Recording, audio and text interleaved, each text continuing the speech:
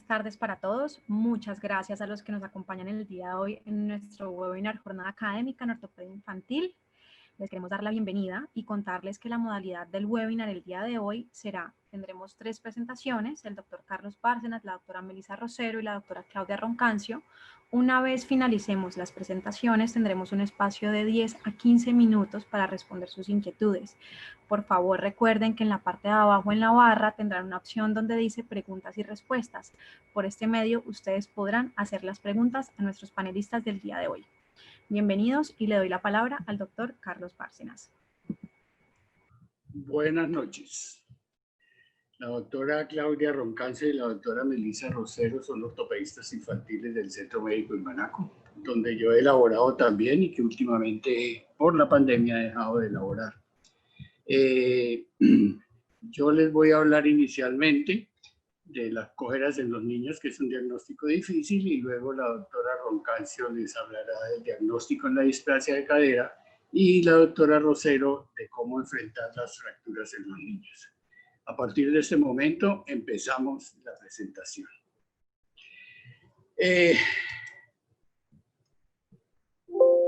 ¿No me pasa?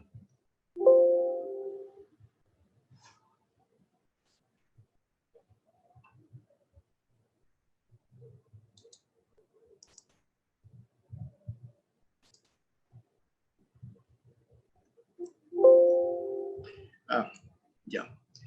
Definitivamente es un problema diagnóstico y lo que vamos a manejar ahorita son las clases de cojeras de varios tipos y hacer los diagnósticos de las cojeras más frecuentes según la edad de los niños.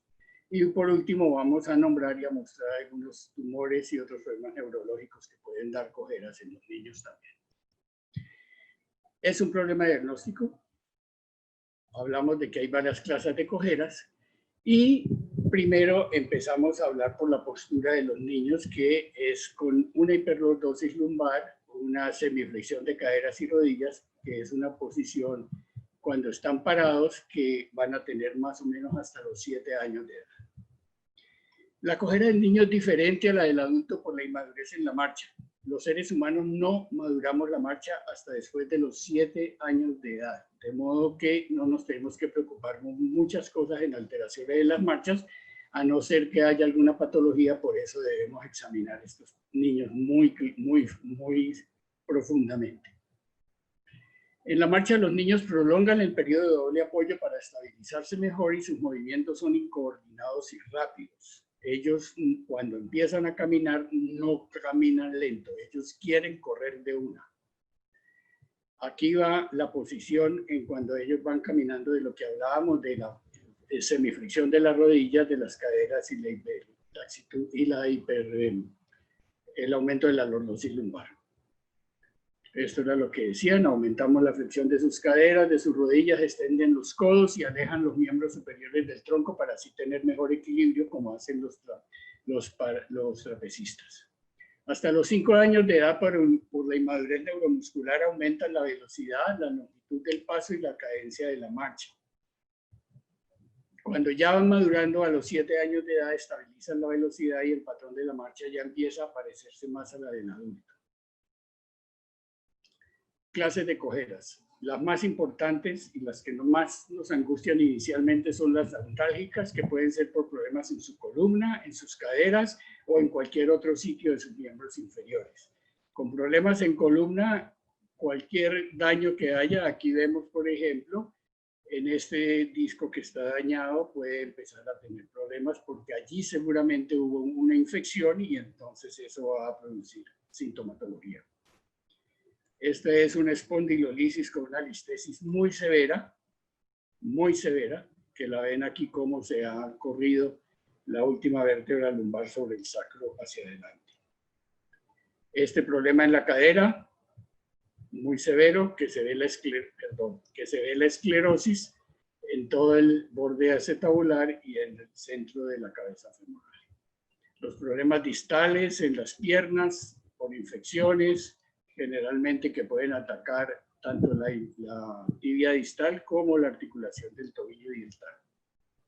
El niño que tiene dolor originado en alguno de estos sitios cojea, pero el niño que cojea no siempre tiene dolor. No siempre tiene dolor. Hay otras causas de cojeras que son por alteraciones anatómicas. Alteraciones ya es la estructura esquelética, las alteraciones articulares que pueden afectar los tejidos sinoviales, el cartílago, los problemas óseos, musculares, tendinosos y tumorales. Esto es un defecto de nacimiento. Este niño tiene una escoliosis. Hay cojeras traumáticas por fracturas, por luxaciones, por esguinces y por traumas de tejidos blandos. Las fracturas, si no son completas o si son en sitios que no te dan imposibilidad para caminar, te producen cojera, como por ejemplo esta fractura por abulsión del trocánter, pero el resto del fémur está íntegro y el niño puede caminar, pero camina con mucha cojera. Hay cojeras por enfermedades sistémicas, por ejemplo, por las enfermedades autoinmunes, como la artritis reumatoidea juvenil, que tiene manifestaciones cutáneas, como la están viendo en esta diapositiva. Niños que tienen alteraciones como raquitismo renal resistente, que te dan estas deformidades grandes. Estos son unos niños que vi hace algún tiempo traídos de un pueblo del Cauca. Hay la dismetría de miembros inferiores. ¿Qué son las dismetrías? Cuando un miembro es más corto que el otro, y esto puede ser por muchas causas. Hay dismetrías por neurofibromatosis o gigantismos, localizados en uno de sus miembros inferiores, por hemihipertrofia congénita de uno de los miembros, por trastornos vasculares, por deformidades angulares en sus miembros inferiores y por otras causas. Aquí, por ejemplo, hay una dismetría porque tiene una pierna en varo y la otra la tiene en valgo, entonces está desnivelada la pelvis y eso produce una cojera bastante severa. También está la cojera de Trendelenburg, que es la cojera por abducción, de la que va a hablar seguramente la doctora Roncancio, que es muy típica en la displasia, en la luxación de las caderas. Aquí vemos a este niño con una basculación de la pelvis y eso nos indica más o menos cómo va a ser en la marcha el Trendelenburg. También hay cojeras paralíticas como las espásticas, las flácidas, atetoides, que son las incoordinadas, las atáxicas por problemas de equilibrio y las que son combinadas de cualquiera de estas otras. La cojera por espasticidad es de muy difícil diagnóstico cuando los casos son muy leves. Cuando hay una monoparesia espástica leve, limitada a un solo miembro y de pronto a un solo grupo muscular. En estos casos ya severos de espasticidad ya es mucho más clara la cojera. También hay cojeras paralíticas de los músculos proximales, como por ejemplo en las distrofias musculares, que dan estas parálisis son flácidas y entonces también dan otro tipo de cojera. Este niño tiene una distrofia muscular de Duchenne. Y ya entramos a la última fase de la conferencia, que es que las cojeras se deben diferenciar por 3 grupos de edad. De los 1 a los 3 años, de los 4 a los 10 y de los 11 a los 15 años. Cada grupo de estos tiene una cojera o dos que son bastante típicas. Por ejemplo, de los 1 a los 3 años de edad, el diagnóstico es muy difícil porque es casi imposible obtener una historia adecuada de los niños. Los relatos son confusos, tenemos que oír más a los padres que al niño. Y generalmente el niño colabora muy poco al examen y más si está en un consultorio desconocido con una persona desconocida. Y los padres están muy aprensivos porque están muy preocupados. ¿Qué es lo más típico de la cojera de los 1 a los 3 años de edad? Lo más común es la displasia de la cadera en desarrollo. La sinovitis transitoria de la cadera. De ahí hay otros diagnósticos que no hay que descartar, hay que buscarlos, que son la artritis séptica, osteomelitis, secuelas de pie novaro congénito, las disitis espinales por infección, las fracturas helicoidales de tibia, que son las famosas Toller, las insuficiencias motoras de origen central, las distrofias musculares, la coxávara congénita, la artritis reumatoidea juvenil y algunos tumores como las leucemias. No podemos descartar un niño con una cojera sin hacer un hemograma. Entonces, lo común en esta edad es la displasia, el desarrollo de la cadera y la sinovitis transitoria es lo más común en estas etapas. Aquí hay una fractura, si ustedes la ven, ahí la tengo señaladita, una fractura lineal longitudinal en la tibia. Casi no la diagnostican. Este niñito fue 2 veces a urgencias en una misma semana porque no quería caminar y caminaba. Cuando caminaba con mucha cojera. Otro con un problema de una hiperreacción en la tibia anterior, que puede ser por muchas causas, por infección o por otras cosas. Este niño con una enfermedad de Blount también te puede producir una cojera en esta edad, y es cuando la enfermedad de Blount empieza a manifestarse entre los 1 y los 3 años de edad. De los 4 a los 10 años de edad, el diagnóstico es más fácil de detectar, pero tenemos que tener cuidado con las ganancias secundarias de los niños, pues hay que recordar que estos a veces son muy manipuladores con sus padres, depende del tipo de crianza que tengan. Lo más típico de los 4 a los 10 años de edad es que un niño que empieza a coger, lo primero que tenemos que pensar es una enfermedad de Legg-Perkins-Calvé y una sinovitis transitoria de la cadera, que también disminuye la frecuencia al ir aumentando la edad, pero realmente estas dos son las más comunes en esta edad. También hay los famosos dolores de crecimiento, los meniscos discoides, que se empiezan a manifestar en esta edad cuando el niño empieza a hacer sus deportes, la dismetría de los miembros inferiores, cuando uno es más largo que el otro, los tumores benignos como los quistes óseos, a veces hay tumores malignos, y volvemos a decir que no debemos descartar las leucemias, el tumor de Ewing, el osteosarcoma, que cada vez es más frecuente en edades más tempranas. También están las infecciones osteoarticulares y la artritis reumatoidea juvenil. Pero recordemos que los dos más comunes son la enfermedad de Legg-Perkins-Calvé y la sinovitis transitoria, a pesar de que ya va a ir disminuyendo. Aquí tenemos una enfermedad de Perthes de la cadera derecha, muy clara. Aquí tenemos un niño con una iriditis secundaria a una artritis reumatoidea juvenil. Este es un niño también que tiene un SCIP tumor metastásico. Y este es niño con una genesia, una hemimelia parcial distal peronea. No, si ustedes ven, no tiene sino 4 deditos en el pie. Y aquí hay una necrosis vascular del núcleo cefálico femoral en un niño ya mayor, que ya no se puede llamar realmente Perthes. Tocaría de pronto llamarlo un Perthes tardío, pero es una necrosis vascular en la preadolescencia.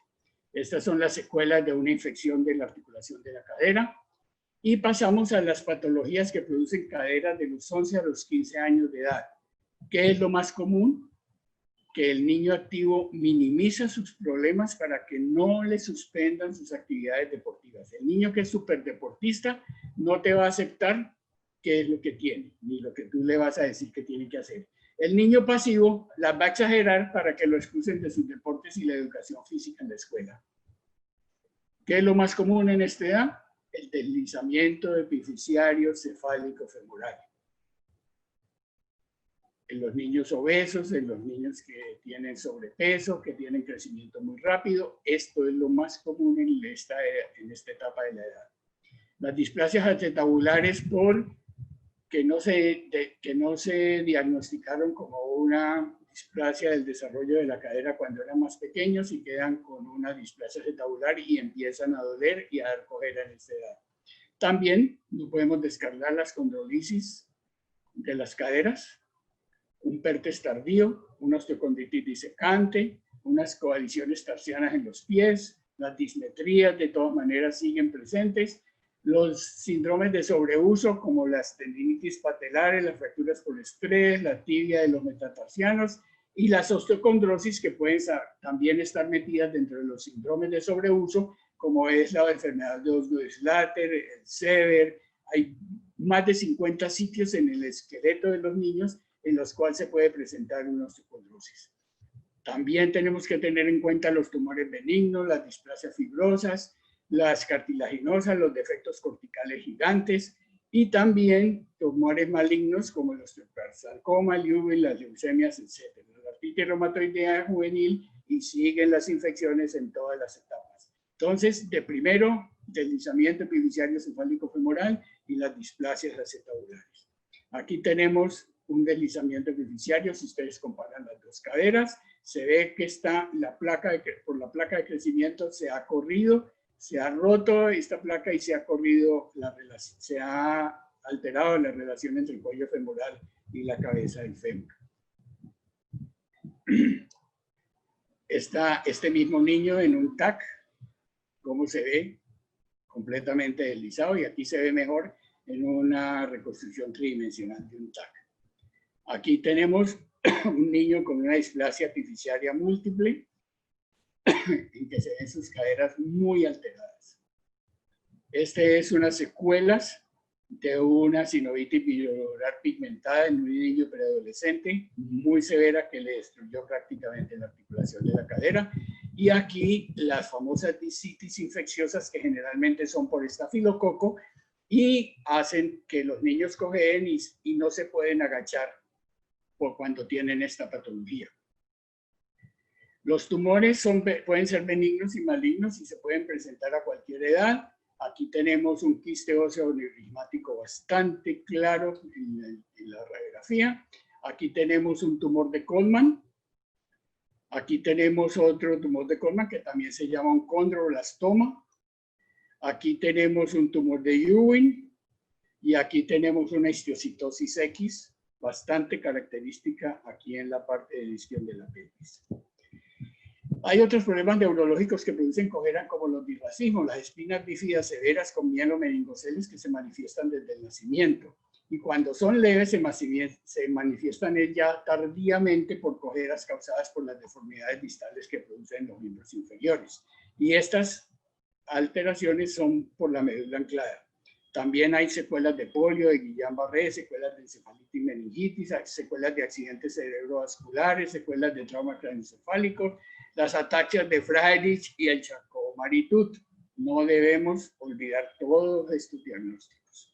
Aquí hay un mielomeningocele. Aquí tenemos las secuelas de una médula anclada leve que no le afectó sino un solo de los pies. Aquí una más severa que le afectó los dos pies. Y aquí tenemos una osteogénesis imperfecta que se puede presentar a cualquier edad desde el nacimiento. Hay varios tipos de estas mismas. Yo les agradezco mucho toda su atención. No sé si me he pegado o algo, pero tenemos que tener en cuenta todo lo que se pudo quedar de explicar dentro del tintero en esta conferencia tan corta. Y estas cojeras en los niños son y serán siempre un reto diagnóstico. Mil gracias, muy amables por escucharme. Muchas gracias, doctor Bárcenas, por su presentación. Queremos recordarles a los asistentes que pueden ir haciendo sus preguntas a medida que van realizando las presentaciones nuestros panelistas. Al finalizar tendremos un espacio de 10 a 15 minutos donde resolveremos todas sus inquietudes. Ahora le daremos paso a la doctora Claudia Roncancio. Hola a todos, muy buenas tardes por acompañarnos. Continuaremos con nuestro siguiente tema, displasia del desarrollo de la cadera, cómo diagnosticarla. Que es recordar que es una serie de alteraciones en el desarrollo normal de la articulación de la cadera. Se puede presentar en cualquiera de sus etapas de formación, ya sea prenatal o postnatal. Otro nombre, luxación congénita de cadera, displasia congénita de la cadera. Por eso se mencionó anteriormente pues, que esto de congénito pues, ya se reevaluó hace mucho tiempo y puede presentarse en cualquiera de las etapas del desarrollo de la cadera. Porque es importante recordar que es la patología ortopédica más común en los bebés, que aunque se desconoce la fisiopatología exacta, su pronóstico a largo plazo depende no solo de la gravedad, sino también de la implementación oportuna del tratamiento adecuado. Que la displasia y la luxación, que no son diagnosticadas y por lo tanto no tratadas, conducen inevitablemente a desgaste articular, causando así importante discapacidad, artrosis de forma temprana, alteración en la marcha, un riesgo de discapacidad permanente, y que también su sobretratamiento puede producir complicaciones iatrogénicas en donde se encuentra incluida la necrosis avascular. En cuanto a la epidemiología, una de las alteraciones musculoesqueléticas más frecuentes del recién nacido. El 29% de todos los reemplazos de cadera son a causa de displasia de cadera no tratada en la infancia, 1.3 de cada 1000 recién nacidos vivos en población sin tamizaje y de 1.6 a 28.5 por cada 1000 recién nacidos vivos en lugares donde se realiza un tamizaje regular. Recordar que es más frecuente en la cadera izquierda que en la derecha. El 80% de los casos es en niñas. 12 veces más probable sea historia familiar. Si un hijo presenta displasia, la probabilidad de tener otro hijo con displasia aumenta al 6%. Si uno de los padres presenta displasia, el riesgo de tener un hijo con displasia es del 12%. Si un padre y uno de sus hijos presenta displasia, el riesgo de que otro hijo la presente es del 36%. ¿Qué es la causa? Como mencionamos antes, digamos que no hay etiología precisa, su causa es desconocida, pero sí con pues, factores de riesgo claramente conocidos. Mencionamos la presentación podálica, este siendo un factor de riesgo muy importante, el embarazo gemelar, algunas deformidades asociadas como malformaciones en los pies, en pie equinovaro o tortícolis congénita. Otras, oligodramnios, antecedentes familiares, género femenino, un primer embarazo. Algunas patologías asociadas, recordar el síndrome de Down, la insuficiencia motora de origen central, mielomeningocele y artrogriposis múltiple congénita. ¿Cómo sospecharla? Factores de riesgo pues positivo, el examen físico que ya mencionaremos un poquito más adelante y estudios adicionales que ya mencionaremos a continuación. Diagnóstico tamizaje, entonces un diagnóstico clínico primario y un clínico secundario. El primario pues en los recién nacidos, primeras 24 48 horas, ¿quién lo puede hacer? El ortopedista, la pediatra que recibe pues al bebé, enfermeras entrenadas. Factores de riesgo, un clic en caderas. Y estos pacientes pues redirigidos pues para ortopedia, ¿no? Para un clínico secundario, en donde son niños previamente normales y se detectan después casos tardíos. Estos digamos que puede ser de las 3 a las 6 semanas, de los 3, 6 y 12 meses de edad, y remisión pues pediatría y pediatría ortopedista. En cuanto a la clasificación, displasia estable, displasia inestable sin luxación, cadera inestable luxada reductible y cadera luxada no reductible. Aquí un poco en el examen físico vemos dentro de la clasificación, cada uno de las casillas nos va mostrando pues el examen físico y la relevancia. En cuanto a la cadera estable, recordar que el signo más importante es la limitación para la aducción de las caderas. En la cadera inestable, luxada, reductible o luxable, tenemos nuestros dos signos importantes. Está ortolani, que es cuando la cabeza femoral está fuera del acetábulo, y está Barlow, en donde la cadera reducida se puede sacar del acetábulo. Aquí pues con sus fotos que nos muestran pues las maniobras correspondientes. La displasia inestable sin luxación, en donde se pierde en forma parcial la relación de la cabeza femoral con el acetábulo, pero no se logra luxar la cadera. Y una cadera luxable no reductible, que no reduce con maniobra de ni de Ortolani. Sus signos clínicos son la limitación para la abducción, que generalmente es menor a 60 grados, asimetría de pliegues, y digamos que también la dismetría de las extremidades cuando esta es unilateral. Aquí el examen físico de la simetría de pliegues, un signo de Galeazzi en donde vemos pues la discrepancia de longitud de las extremidades, y en niños más grandes la cojera, una luxación bilateral en donde se aprecia pues la marcha andeneante o marcha de pato, y el signo de Trendelenburg positivo. Esta tabla está tomada de una guía de displasia del 2018. Me pareció importante porque es como un resumen de los grados de recomendación. Entonces vemos que aquí en el grado de recomendación A, sospechar displasia en presencia de factores de riesgo, como ya los mencionamos anteriormente, sexo femenino, presentación podálica o antecedente familiar de displasia, un signo de Ortolani o Barlow positivo, la limitación para la deducción y presentación de una malformación, especialmente alteraciones en el pie, que son las que más se relacionan con displasia. Y en la recomendación B, en donde se considera como primera alternativa de tratamiento un arnés de Pavlik. Vamos a hablar de la imagenología. Se ha convertido en una parte integral del examen clínico, diagnóstico y monitoreo de los niños con displasia. El momento óptimo para la obtención de imágenes y el uso adecuado de las imágenes pueden reducir la incidencia de diagnósticos tardíos y por lo tanto prevenir las complicaciones, que en general se recomienda la ecografía de las caderas en menores de 4 meses. Y ya miraremos algunas, esto es digamos que el punto más controversial y en este momento si la ecografía a los 4, antes de los 6 o cuándo hacerla. Ahorita más adelante miraremos una actualización de esto. Se recomienda la radiografía en lactantes mayores y recordar que el núcleo de osificación de la cabeza femoral generalmente no se forma hasta el 4º o 6º mes de edad, inclusive puede formarse un poco después, por lo tanto desde allí la radiografía pues ya podría ser indicada. En cuanto al enfoque de la imagenología, un examen físico de recién nacido con hallazgos normales, sin factores de riesgo, pues digamos que ya estaría indicado parar allí. Con factores de riesgo, un ultrasonido que podría ser de las 4 a las 6 semanas.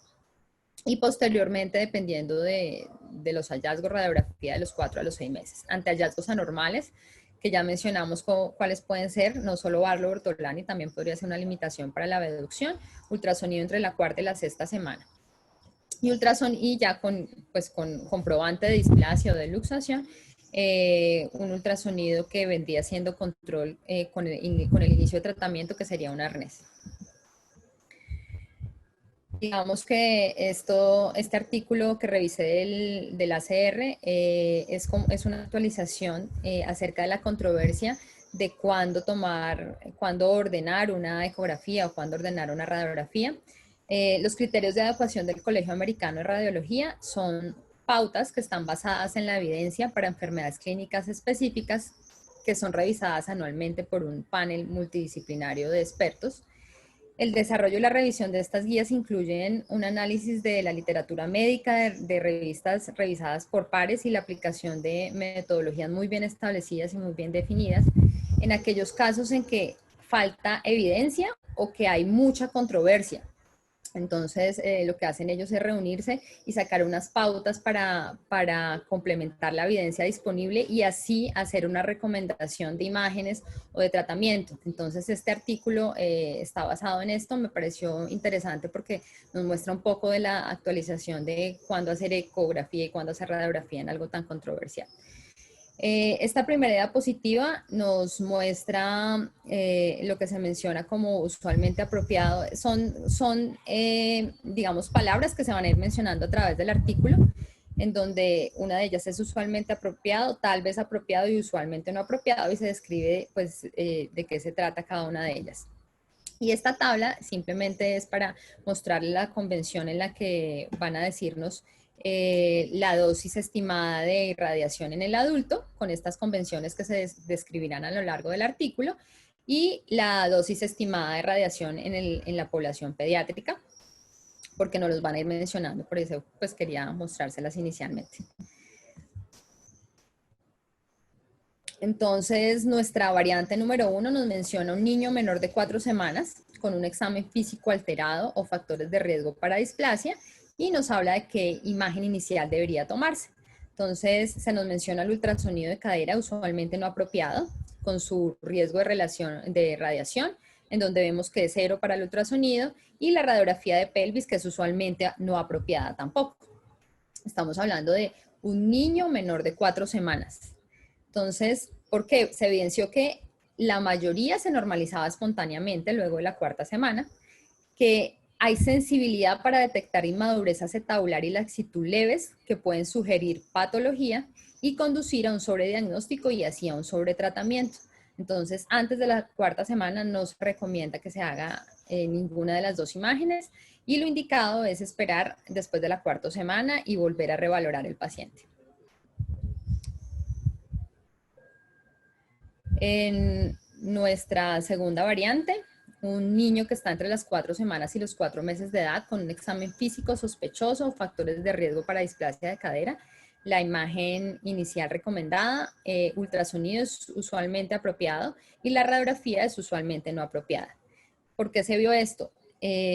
Porque 5.170 infantes al mes de edad, el 99.6 se mantuvo normal y el 84% al 95% de las caderas Graf tipo 2 se normalizaban a los 3 meses. Aquí en la parte inferior de su pantalla, del lado derecho, vemos pues la clasificación de Graf. Eso es un poco para recordar, en donde las tipo 1 son normales y las tipo 2, que son las que se mencionan acá, generalmente su posición es concéntrica y ya se divide, pues, la A, por ejemplo, inmadurez fisiológica.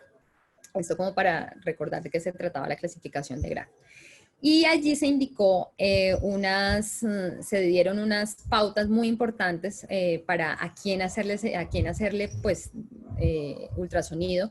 Y se habla de niñas en presentación podálica, niñas con historia familiar de displasia y niños con presentación podálica y un examen no concluyente. Estas son las indicaciones que salen de esta tabla o de esta variante. En nuestra variante número 3, hablamos de un niño menor de 4 meses con hallazgos al examen físico de displasia de cadera, la imagen inicial, entonces ultrasonido usualmente apropiado, la radiografía de pelvis usualmente no apropiada, con su riesgo con su nivel de radiación relativo. Hacia el 2000, una guía que se revisó, pues no recomendaba ultrasonido después de un examen físico positivo, y entonces la recomendación era, ante un hallazgo positivo, iniciar manejo, ¿cierto? Después, cuando se revisó, se vio en estudios recientes que han demostrado que del 41 al 58% aproximadamente de los hallazgos anormales del examen físico fueron resultados falsos positivos cuando se correlacionaban con los ultrasonidos, y esto llevaba pues a un tratamiento innecesario o a un sobretratamiento. En la variante 4 tenemos un niño entre los 4 y 6 meses de edad con sospecha de displasia, la imagen inicial, la radiografía es usualmente apropiada y el ultrasonido tal vez podría ser apropiado. Digamos, una clínica poco confiable, siempre se requieren imágenes confirmatorias cuando hay una clínica que no es confiable, limitación para la abducción como hallazgo más importante en niños mayores. A los niños mayores de 5 meses o de 6 meses no tan recomendado el ultrasonido. Un estudio que obtuvo radiografías anteroposteriores en pacientes de 4 a 6 meses de edad con resultados positivos en ultrasonido. La displasia sobrediagnosticada en el ultrasonido en el 40% de los pacientes, entonces es bastante el sobrediagnóstico. En la variante 5 encontramos un niño mayor de 6 meses con diagnóstico conocido de displasia, sospecha de displasia en la imagen inicial. Entonces radiografía de pelvis usualmente apropiada, digamos que ya es un niño pues mayor de 6 meses, y ultrasonido usualmente no apropiado.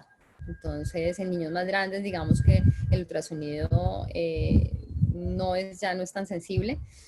Estamos dependientes de imágenes diagnósticas y poco después de la aparición del núcleo de osificación, digamos que el gold estándar o la preferida se convierte en la radiografía de cadera.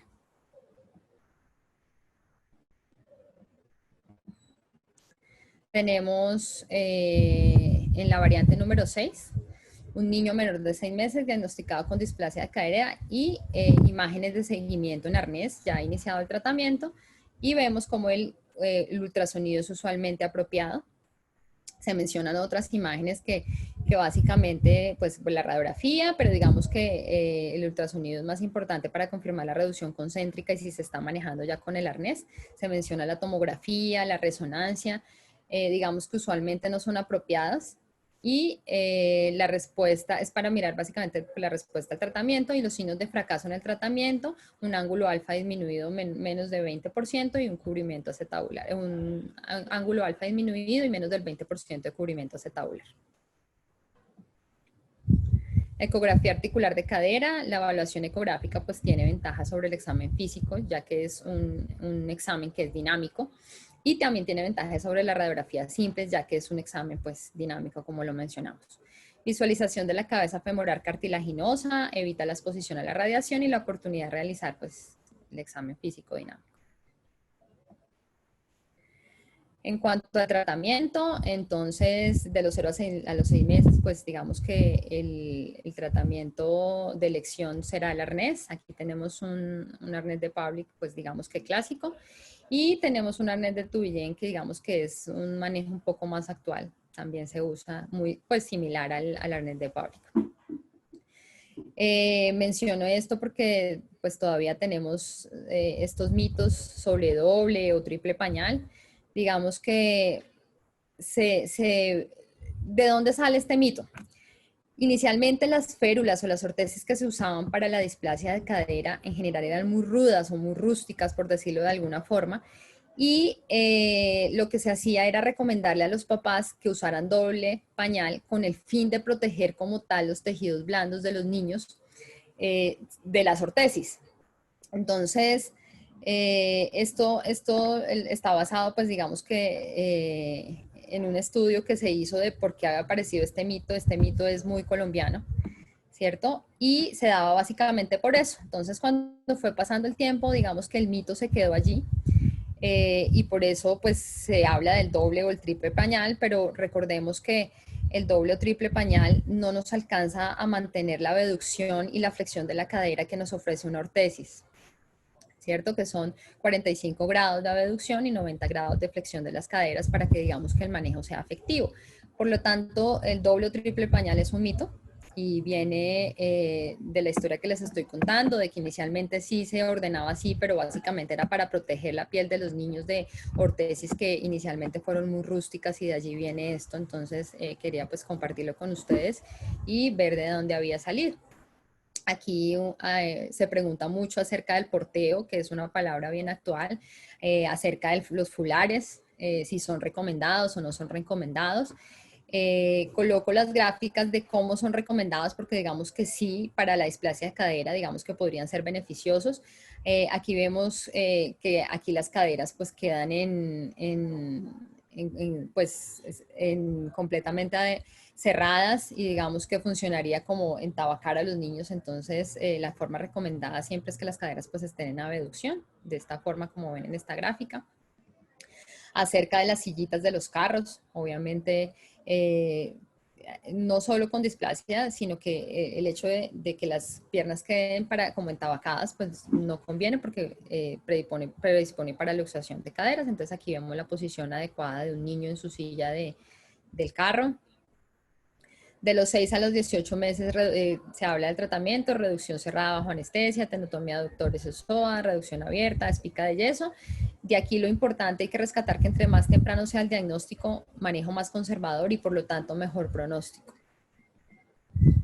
Mensajes para llevar a casa. La detección y el diagnóstico de la displasia se realiza principalmente a través de la exploración física, que el ultrasonido se ha sugerido como una herramienta temprana de detección de displasia, que el tamizaje de todos los bebés con ultrasonido tiene el potencial de conducir a un tratamiento excesivo y hay que tener cuidado con esto porque obviamente también hay complicaciones iatrogénicas que son bien importantes, que la sensibilidad y la especificidad del examen dependen de la experiencia del evaluador y que la presentación podálica, la historia familiar y el examen físico alterado, digamos que siguen siendo los factores de riesgo más importantes para displasia de cadera. Muchas gracias por su atención. Y continuaremos con el tema de la doctora Melissa Rosero. Primero, pues, gracias por este tiempo, pues, que pueden, pues, dedicar a este webinar. Nosotros yo les voy a hablar un poco sobre el enfoque inicial del trauma ortopédico en los niños. Algo que me llama, esas dos frases las quería compartir con ustedes, son frases que creo que encierran mucho de lo que es el niño, de la mente del niño. Dice Nancy, enciende más la mente de un niño como jugar, y los niños necesitan la libertad y el tiempo para jugar. Jugar no es un lujo, sino es una necesidad. Los niños aprenden mientras están jugando. Es la parte que ellos pueden adquirir su equilibrio, todo su desarrollo motor está basado prácticamente en el juego. En cuanto a la epidemiología del trauma en los niños, los lugares de mayor accidentalidad en los niños generalmente son las prácticas deportivas, eso en los niños mayores de 7 años. ¿Por qué? Porque los niños menores de 7 años no están en prácticas deportivas, ellos están usualmente en la casa, en el jardín, pero no están haciendo deporte específico. Después de esto tenemos los accidentes al aire libre, los parques, los toboganes, las bicicletas, el monopatín, los patines en línea, los brinca-brinca. Los chiquitos o los menores de 4 años que están más tiempo en casa, pues ellos hacen más accidentes domésticos. Se cayó de la cama, estaba saltando en un mueble, se le quedó el dedito atorado en la puerta del cuarto, o se les cae algo encima.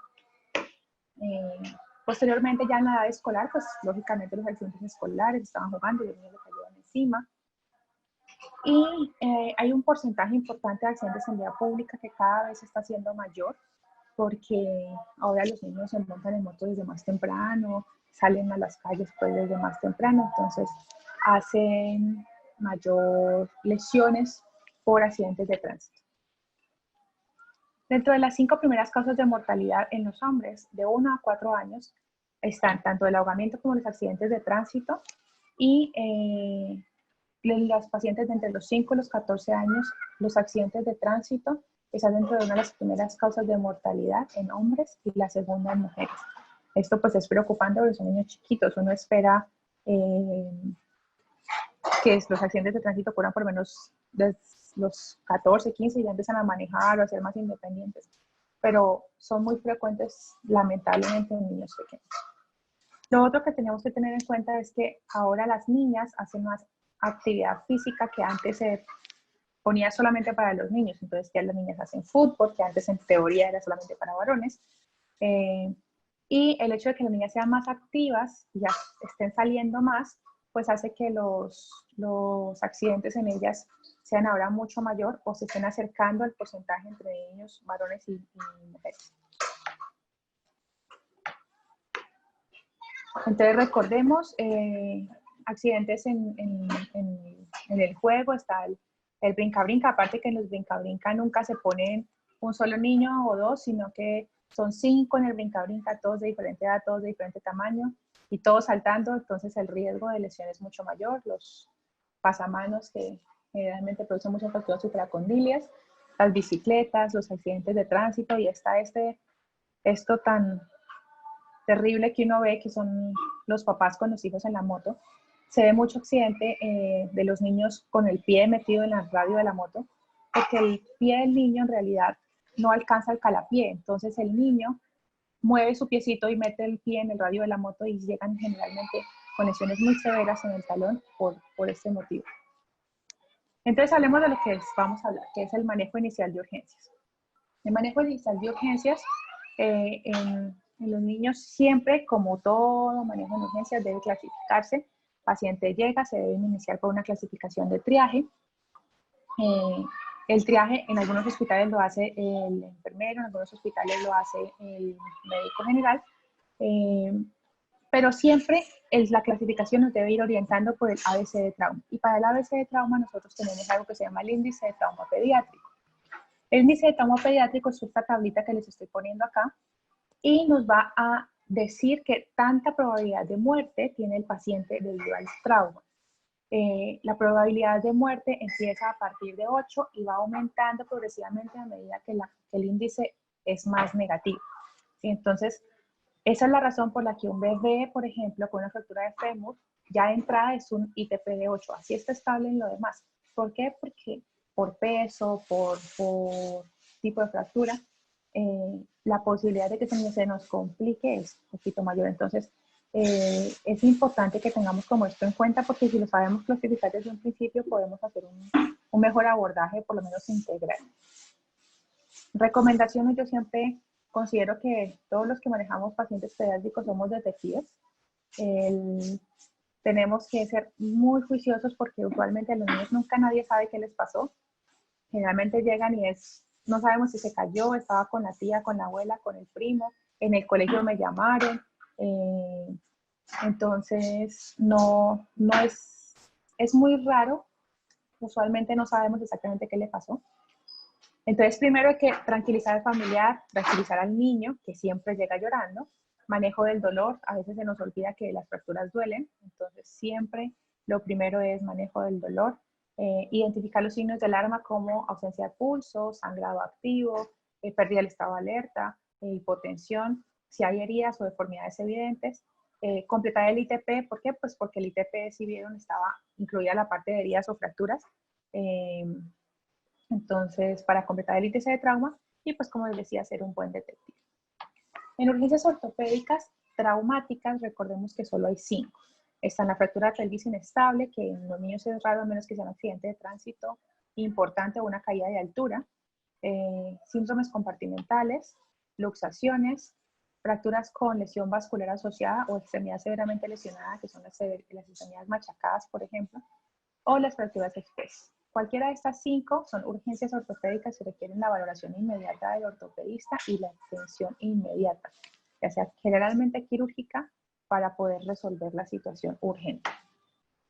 La valoración inicial, entonces, siempre debe incluir la entrevista al familiar y pues al paciente. Cuando el paciente ya responde, los niños son muy sinceros. Uno les dice dónde te duele y ellos dicen aquí, y ahí es donde les duele, seguro. Créanles, porque los niños son muy sinceros. El examen físico, que va desde lo general hasta lo dirigido, y en esto nosotros nos convertimos como en los armadores de rompecabezas. A veces el rompecabezas es súper sencillo y entonces el niño dice, me caí o estaba jugando en el parque, se cayó, me golpeó el codo, tiene deformidad, blanco de gallina lo pone y tiene una fractura supracondil. Pero a veces la cosa no es tan fácil, entonces terminamos armando un rompecabezas gigantes y resulta que las piezas que nos faltan son casi todas parecidas. Y estos son los pacientes, por ejemplo, accidentes de tránsito, accidentes de altura, que no tienen una cosa, sino que tienen 10. Entonces, a veces nos enfocamos primero, no, es que yo encontré los bordes del rompecabezas, o no, es que es muy evidente el trauma craneoencefálico. Y sí, generalmente eso va primero. Pero entonces nos pueden pasar fracturas ocultas, fracturas de húmero, fracturas de fémur, y tenemos por eso que ser muy juiciosos en hacer nuestro examen físico desde lo general hasta lo dirigido, sin que se nos pase absolutamente nada, para no tener después secuelas o consecuencias que se pudieron haber evitado inicialmente. Entonces, ¿qué buscamos en el examen físico? En el examen físico tenemos que buscar si hay edemas, si hay deformidades, si hay heridas asociadas, limitación funcional. En los bebés o en los niños que no hablan, hablamos de extremidades olvidadas. ¿En qué sentido olvidadas? El niño no la utiliza, el niño deja la pierna quieta, no la mueve o simplemente no usa su mano. Las fracturas ocultas, ahorita la vamos a ver, el niño simplemente ya no coge las cosas con esa mano, prefiere dejarla quieta, sin necesidad de que esté pues muy hinchada ni nada, pero es una de las cosas que uno puede, o que lo orientan a uno a que tiene una lesión en ese segmento. Los bebés se ponen irritables, los niños pues, lógicamente también les duele. La presencia de quimosis o hematomas, que el paciente no quiera jugar. Las extremidades superiores, uno las valora mucho a si te puedes llevar las cosas a la mano, si puedes agarrar la galleta, si puedes agarrar el lápiz. ¿Qué estudios a solicitar? Bueno, los estudios dependen mucho de lo que estamos viendo, pero usualmente si es un paciente con politrauma, o sea, accidente de tránsito, caídas de altura, siempre vamos a pedir el set de radiografías básicas, que son cervicales, tórax, pelvis, laterales cervicales, AP de tórax, AP de pelvis. Y adicional, entonces vemos el segmento afectado. Está deforme el fémur, le duele la pierna, le duele el codo.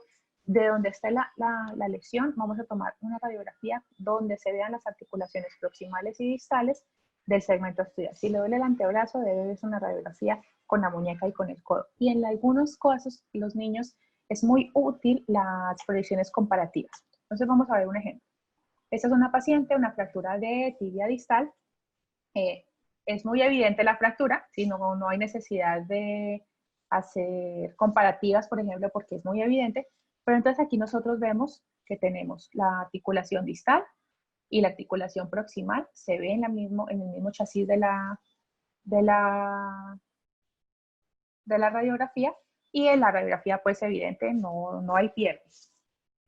Esta es otra imagen, un niño estaba jugando en el parque, se cae y le duele.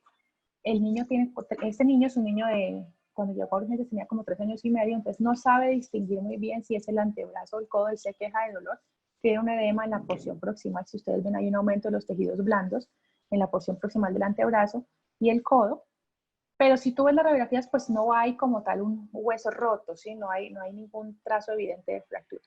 Entonces, por eso les digo que hay que ser un poquito más detectives, porque entonces empezamos a comparar. Aquí entran las radiografías comparativas a tener su importancia. Entonces tenemos del lado derecho que no le duele, un cúbito que es recto, que es así debe ser, y al otro lado, pues el cúbito tiene una curvatura que no es normal, se va hacia adentro. Y si miramos la lateral, en el lado derecho el radio está usualmente, la ubicación normal es que la línea del radio pase por la mitad del húmero, de la cabeza del húmero o el capitelo del húmero, y si comparamos con el del otro lado, pues está por encima. Entonces, esto es una fractura que llamamos en los niños deformidad plástica con una luxación de la cabeza del radio. Generalmente es muy frecuente que pasen desapercibidas y se manejan como una supracondilia oculta y llegan ya después a los 2-3 meses y se hace un diagnóstico tardío. Entonces, para eso recordemos los tipos de fracturas en los niños. Los niños se pueden fracturar de diferentes maneras, no como los adultos. En los niños nosotros tenemos fracturas en rodete o tipo torus, fracturas en tallo verde, fracturas por deformidad plástica y fracturas de la fisis de crecimiento o del cartílago de crecimiento. ¿Cuáles son todas estas fracturas?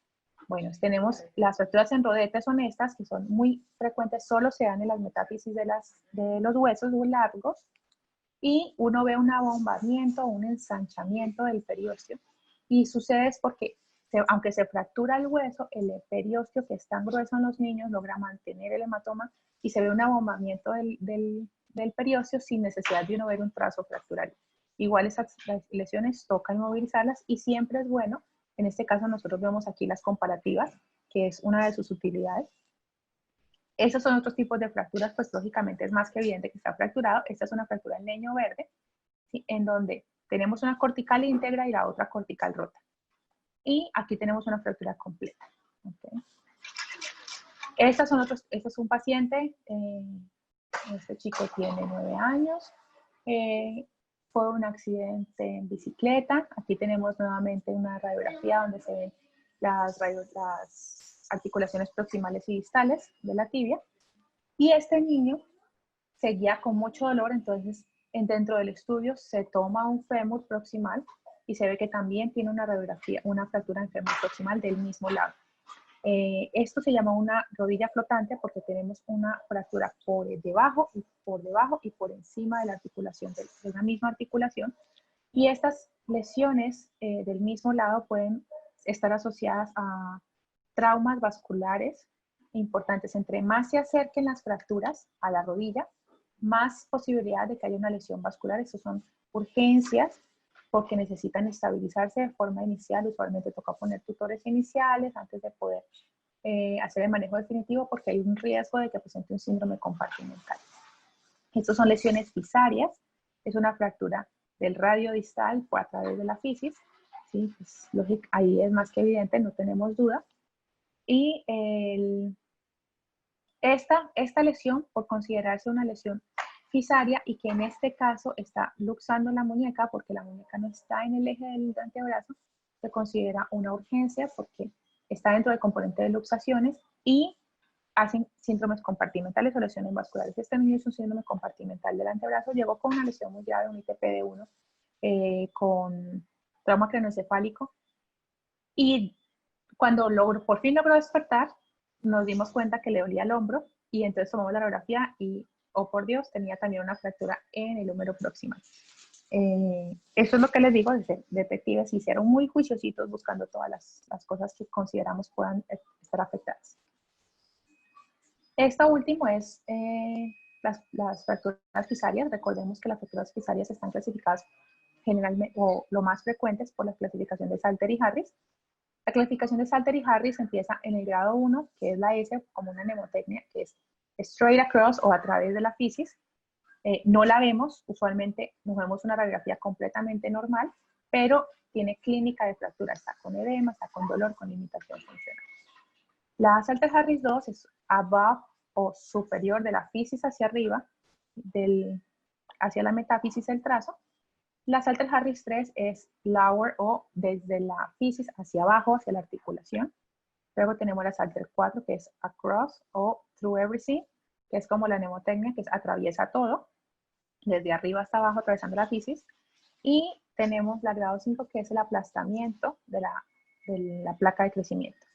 A medida que va aumentando la clasificación de Salter y Harris, el pronóstico va empeorando. Entre más la Salter-Harris 1 tiene muy buen pronóstico, igual que la Salter-Harris 2, y a medida que va a pasar la 3, la 4, la 5, es peor el pronóstico, mayor posibilidad de que se formen barras fisarias y que hagan deformidades posteriores.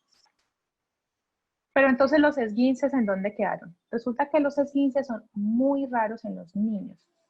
Generalmente los niños no presentan esguinces sino hasta la preadolescencia y es porque los ligamentos en los niños son muy fuertes y las metáfisis y las fisis no. Entonces cuando ellos tienen una lesión es más frecuente que hagan una lesión fisaria o una fractura metafisaria a que se rompa el esguince o que se lastime, o que se rompa el ligamento, perdón, o que se lastime el ligamento. Entonces usualmente los que terminan como esguinces en los niños pequeños son en realidad fracturas Salter-Harris tipo 1, que no vemos en la radiografía. Generalmente, como les decía, los esguinces aparecen a la edad de la preadolescencia y se dejan siempre como último diagnóstico. Siempre tú tienes que descartar todo antes de que llegues al diagnóstico de esguince, sobre todo en los niños pequeños. Entonces, no olvidemos, siempre se debe controlar el dolor. ¿Y cómo lo controlamos? Analgésicos, de eso pues no vamos a hablar.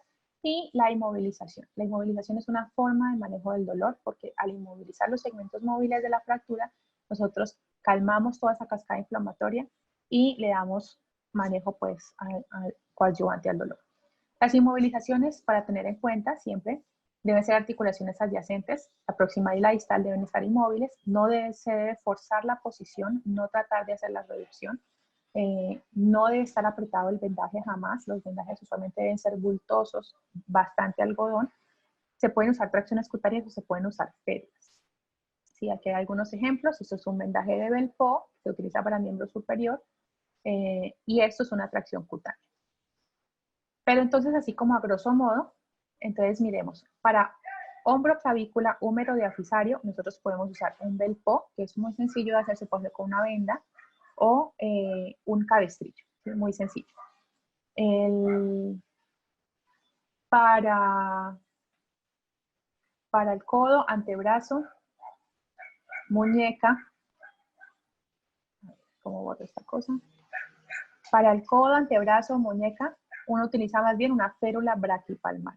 La férula braquipalmar, recordemos que abarca desde el húmero, codo hasta la muñeca y ayuda a mantener la posición en neutro. No se debe forzar, el codo usualmente está a 90, pero se puede dejar a 100 grados dependiendo de cómo tolere el paciente. Las caderas, fémures, proximales o diafisarios se pueden manejar por medio de tracción cutánea. Siempre la tracción cutánea es el 10% del peso del paciente. Y las fracturas alrededor del tobillo, la tibia proximal o diafisarias las podemos manejar con una férula muslo-podálica. Muslo va desde el muslo o desde la ingle, ¿sí?, hasta el pie. Y ya las fracturas en el tobillo o el pie se puede usar una férula más corta, que es una férula suropédica o suropodálica. No olvidemos a todos los que manejamos pacientes pediátricos o en urgencias que existe el maltrato infantil y que hay muchos niños con maltrato infantil que no tienen a quien más decirle que los están maltratando. Y nosotros como médicos tenemos la obligación de poder detectar estas cosas y poderlas poner a la luz para salvar la vida de estos niños. ¿Cómo lo podemos sospechar? Pacientes con equimosis o con marcas que no concuerdan, ¿sí?, con el trauma actual, que la historia no sea acorde con las lesiones que tiene el paciente, fracturas de fémur en menores de 2 años o en niños no ambulatorios, historias de fracturas frecuentes sin ninguna enfermedad de base, o estados de callo de consolidación, como así, pacientes que vengan con una fractura, pero que esa fractura ya se vea consolidada de 2 semanas, o a veces tienen diferentes fracturas en diferentes fases de consolidación. Esos pacientes hay que sospechar de maltrato infantil. Sobre todo recordemos entonces mantener siempre la calma. Los niños a veces pueden ser muy estresantes porque lloran y el papá también llora al lado y la mamá llora al lado. Entonces nosotros tenemos que mantener la calma para poder calmar a los papás o a los familiares y calmar al paciente y llamar al ortopedista infantil a la hora de lo que necesiten. Y muchas gracias. Entonces yo creo que vamos a empezar a hacer como la resolución de algunas de las preguntas que hemos visto que están haciendo aquí en el chat. Entonces, le doy la palabra al doctor Bárcenas, que va a hacer la moderación de las preguntas. Mil gracias, Melissa. Salieron muy bien las conferencias, sobre todo las de ustedes dos. Aquí veo un mundo de preguntas, hay como 12 preguntas. Empecemos para que nos rinda el tiempo. Y aquí Manuela Montoya habla sobre los dolores de crecimiento. Cualquiera de nosotros tres puede responder esto. Los dolores de crecimiento, ¿me están oyendo? Sí. Los dolores de crecimiento en los niños existen con ese nombre desde el siglo XVIII, pero realmente crecer no duele. Los dolores de crecimiento son generalmente los niños que tienen muy pocos estiramientos musculares, tienen muchas retracciones musculares y cuando están haciendo mucho ejercicio son muy activos. El metabolismo muscular genera mucho ácido láctico y al final de la tarde, que es cuando se presentan los dolores de crecimiento o en las noches, ese acúmulo de ácido láctico no se lava bien porque ya disminuye la actividad del niño, quedan los músculos y eso produce un dolor muy profundo. La mejor manera de manejarlos es un poquito de terapia para estiramientos musculares y cuando tenga el dolor, hacerle un masajito, un bañito con agua tibia, masajitos en las piernas y con el niño va a mejorar mucho, definitivamente. Segunda pregunta de Efraín Gómez. Muy buenas tardes. No es nada para responder. Dice que muchísimas gracias por estos espacios. Luego sigue María Nancy Rubio que dice, doctor Bárcenas, felicitaciones. Luego sigue Jesús David Riz, que hasta qué punto se tiene en cuenta el antecedente familiar de displasia de cadera para realizar una ultrasonografía de 4 a 6 semanas. Yo creo que debe responder la doctora Roncancio. Doctora Roncancio. Bueno, buenas noches. Muchas gracias por acompañarnos hasta esta hora. En cuanto a la pregunta de que hablas sobre el riesgo familiar. Espérame un segundito, veo aquí.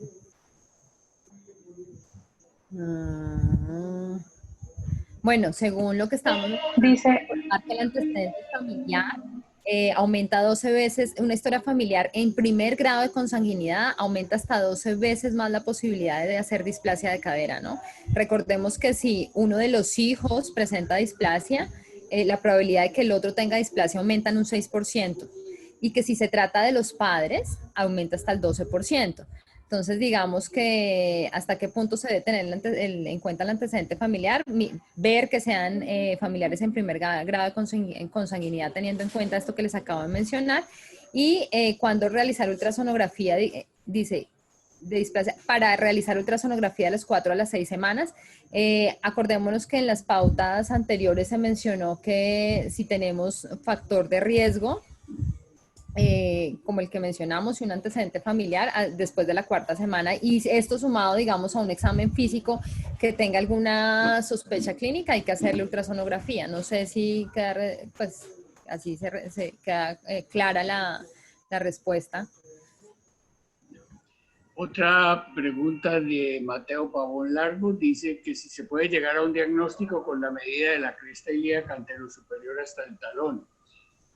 Realmente las medidas de los miembros inferiores cuando son clínicas se hacen de la espina ilíaca antero superior al maléolo medial y es la medida real, y la medida aparente es del ombligo al maléolo medial.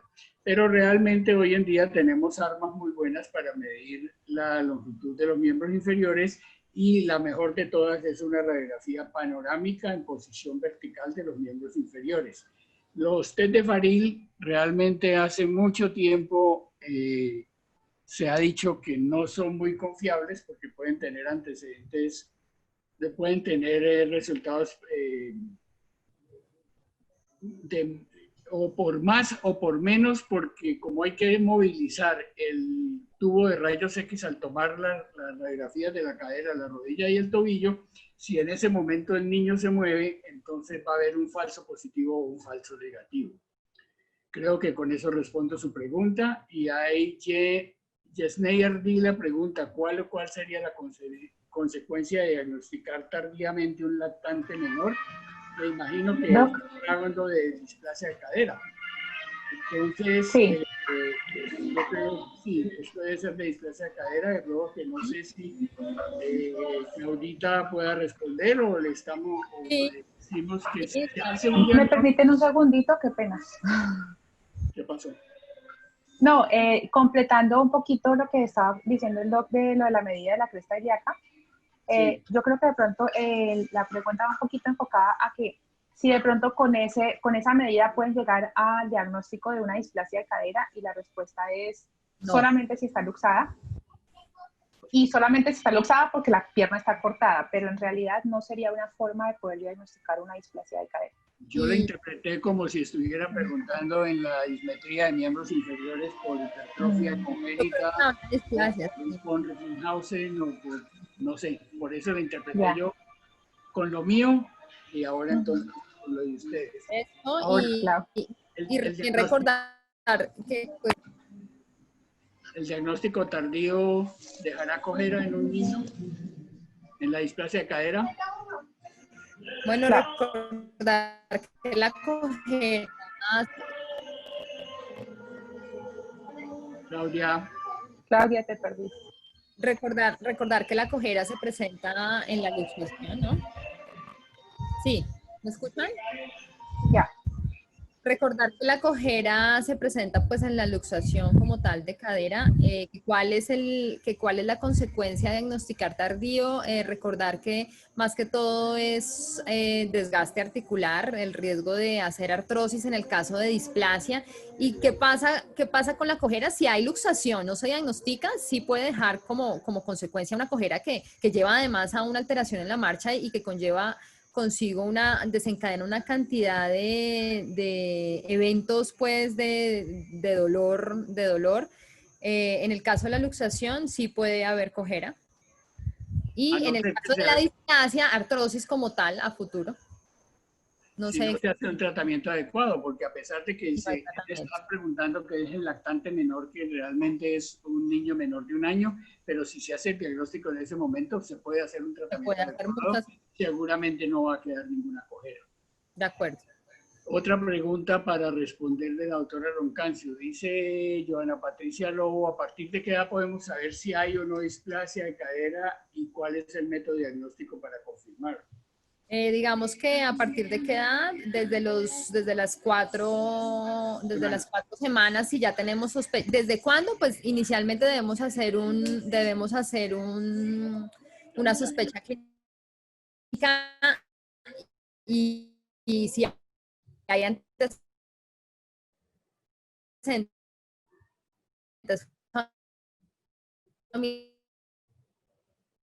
Se está cortando. desde antes, pues, en riesgo, y de sospechoso, después de la cuarta semana ya se puede hacer un ultrasonido y podemos confirmarlo. Bueno, Efraín Gómez saluda a una de las doctoras, no sé a cuál. Y Patricia Rincón también está saludando a la doctora Roncancio y le está preguntando que está diciendo que es buena su charla y que si puede ampliar el tamizaje de la cadera en el lactante sin signos clínicos ni factores de riesgo. Según las pautas, un lactante que no tenga signos clínicos ni factores de riesgo no necesita de tamizaje de displasia. Eso es básicamente. Si no tenemos factores de riesgo, un examen físico normal, en teoría no la necesita. Ya. No necesita de tamizaje. Ya. Pregunta Hernán Darío Valencia González que si la prematuridad es un factor de riesgo para la displasia. No, la prematurez no está descrito como un factor de riesgo, de pronto se asocia un poco a aparición más tardía de los núcleos de osificación de la cabeza femoral, que podría ser uno de los signos de displasia, como tal de la aparición tardía, pero no necesariamente es un factor de riesgo para displasia de cadera. La prematurez sí es predisponente para aparición tardía. para la debilidad muscular, para la osteopenia del prematuro y que puede producir fracturas de fémur en el prematuro, sobre todo cuando es un prematuro muy severo. Efraín Gómez pregunta, ¿esta presentación tiene posibilidad de ser compartida? Le respondo, sí, dentro de 10 días, dentro de la página de Imbaraco, donde dice eventos, va a estar publicada. Hernán Darío Valencia González, por favor, referencia a las imágenes de displasia de cadera, no sé qué quiera preguntar con eso. Claro que sí, ahora en las respuestas envío como la literatura de donde tomamos los artículos para que los puedan buscar. Generalmente las imágenes, por ejemplo, de cómo cargar al bebé, del porteo, de los Ok. cargadores y eso, se encuentran en la página de Hip Dysplasia Internacional. Están abiertas a público, es para educación a los padres. Entonces esas se pueden encontrar ahí, por ejemplo. Sí. Y que es como que los papás siempre dicen, ay doctor, ¿qué necesito? ¿Cómo le pongo? ¿Qué le compro? Entonces esas imágenes están disponibles y con eso los papás se pueden orientar un poquito. Aurelio Arango pregunta que si las férulas causan atrofia muscular. Doctora La Rosero. respuesta es no. La respuesta es no. La férula, en caso de trauma, los papás, uno los pone su férula, les pone su yeso y siempre van a decir, es que les queda la pierna más flaquita, es que no sé qué. Usualmente simplemente deshidratación y la falta de uso de ese tiempo de la extremidad, pero eso vuelve otra vez y mejora su posición en cuanto empieza la actividad física. Cuando son férulas, diferente, por ejemplo, a pacientes con parálisis, que uno tiene que ponerles férulas de todo el tiempo, esos pacientes sí hacen un poquito de atrofia, pero no es por la férula, sino por su patología de base. Cuando uno les recomienda no ponerse férulas todo el tiempo, es porque el músculo se acomoda a estar agarrado. Y, por ejemplo, yo quiero usar tobillera todo el tiempo, o mándele una rodillera todo el tiempo porque el niño se esguinza cada rato. ¿Sí? Lo ideal es, en vez de usar la tobillera, en vez de usar la férula, hacer terapia física para fortalecer esos músculos en vez de que estén atenidos a mantenerse con la inmovilización. Sería como la respuesta. Nos quedan 2 minutos para los 15 minutos de preguntas. Aquí Jorge Eliezer Barrera dice que en cuanto a la inmovilización de la muñeca, si les gusta la pinza de azúcar. Cortico la respuesta, podemos responder más. La pinza de azúcar es una buena opción, ¿sí? Es una muy buena opción para las fracturas de antebrazo, muñeca, porque te bloquea la pronosupinación. Lo que pasa es que tiene que ser bien acolchada y no puede ser muy apretada. Muchas veces se aprieta mucho a nivel de la mano y entonces hacen lesiones a nivel del pulgar. Les molesta mucho. Entonces uno la puede acolchar bien y es una muy buena opción. Yesneyer sí la pregunta que si un bebé de 10 meses que tiene un Milgram, ¿qué ejercicio debe hacer? Yo le respondo por la doctora Roncancio, que gatee y que si se quiere parar a caminar, que camine. Antes le va a servir más para que se mejore más rápido. De modo que déjelo gatear con la férula puesta y déjelo caminar con la férula puesta. Lady Diana Larrota dice...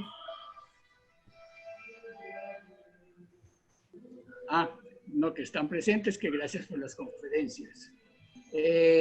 María Palomino, una caída de la madre durante el embarazo tiene que ver con el bebé nazca con displasia de cadera, doctora Roncancio. No. Para nada, ¿no? Para nada.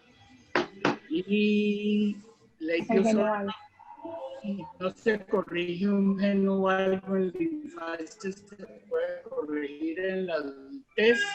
Te respondo, dice que se puede corregir en la preadolescencia haciendo unas cirugías que se llaman, que son mínimamente invasivas, que se llaman epifisiodesis temporales. Pero ya cuando se cierran las placas de crecimiento ya tocaría hacerlo con cirugía, ya con osteotomías en los huesos. Y yo creo que se nos cubrió el tiempo. La última pregunta para John Fernando Rincón. Si tenemos un paciente mayor de 2 años con tratamiento activo sin resolución de la displasia de cadera, ¿hay alguna terapia diferente de la quirúrgica? Doctora Roncancio.